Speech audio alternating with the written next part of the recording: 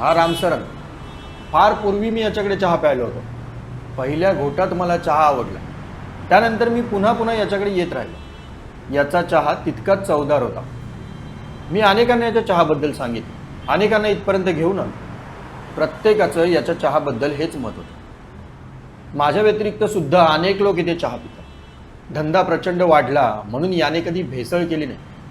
उलट चव आणि क्वालिटी कशी उत्तम राखता येईल यासाठी तो प्रयत्न करतो. रामसरनने त्याच्या चहाची कुठेही जाहिरात केली नाही. त्याने फक्त चहा उत्तम बनवला.